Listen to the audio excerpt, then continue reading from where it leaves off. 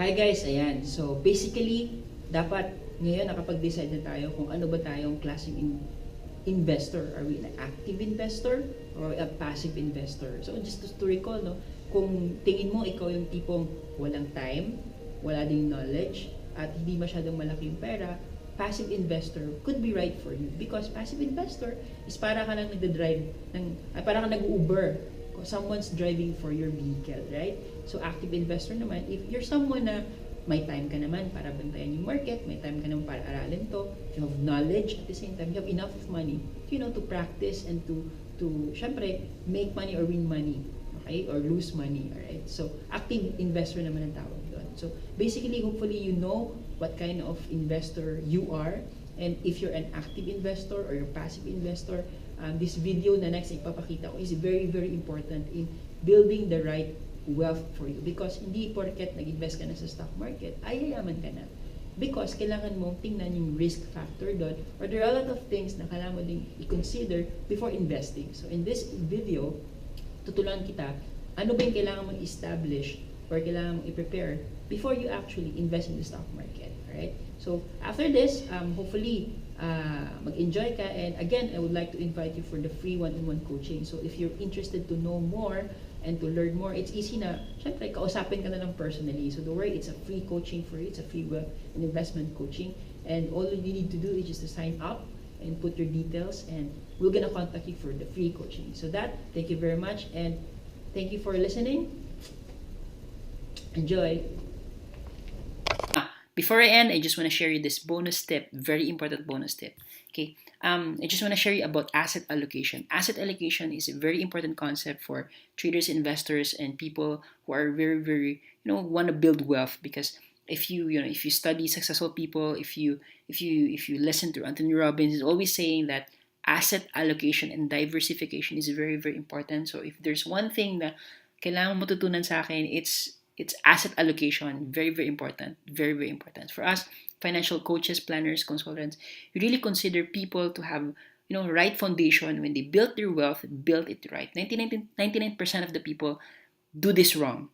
Or 99% of the people, mali ginagawa nila. So only few people, less than 1%, does it right. So kaya makita mo, less than 1% lang yung mga sobrang wealthy sa Pilipinas. Okay? Now, foundation. The first thing you need to build, especially when you're starting building your foundation, bago ka pa lang sa business mo, or bago ka pa lang nagtatrabaho, or matagal ka na sa business mo, hindi ka pa nakapag-save, or matagal ka na sa trabaho mo, and or you're an OFW na gusto mong mag-build ng wealth because you wanna go back here in the Philippines and spend your time with the family.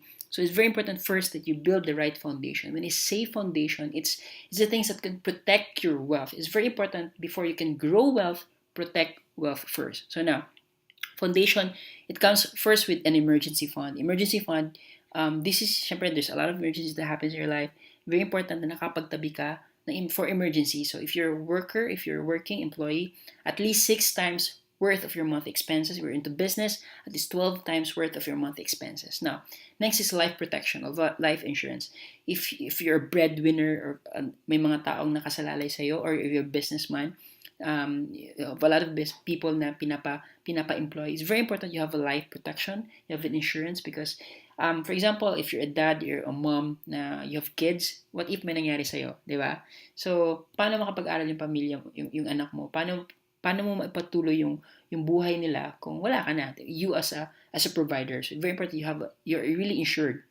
Now, if you're someone very, very rich and you have a lot of assets, you have a lot of land, a lot of investment, a lot of businesses, and very important for you to really consider estate tax. Estate tax is the tax that you pay BIR in case namatay ka, and before your family can get your properties and your business and assets. All of these assets will be freezed, and you need to pay BIR 20% of that asset of yours. And within 6 months, dapat cash siya. So, life insurance can help you protect your family by, protecting your estate taxes, and life insurance can pay your estate taxes. Okay? Now, another thing, HMO, or health fund, or health insurance. For people working in a company, it's like MaxiCare, Medicare, all of this care, and this is very helpful because alam natin pag nagkasakit, sobrang mahal magkasakit, and we don't want to pay for hospital bills.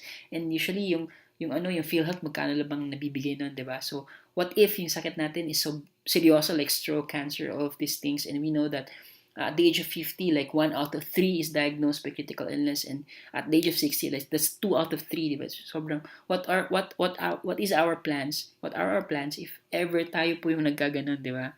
So it's very important that you have health insurance, health fund to pay our hospital bills. Next, educational fund. It's very important na as you know, your kid, kung bata pa siya or wala ka pang kid, nasa tiyan pa or whatever, you're planning to have a kid, very important to, build your educational fund, because we know that education, tuition fees grow more than the inflation is. And as far as I know, like major schools grow inflation like 5%, 10% of their tuition fees. Sobrang ang bilis magtaas.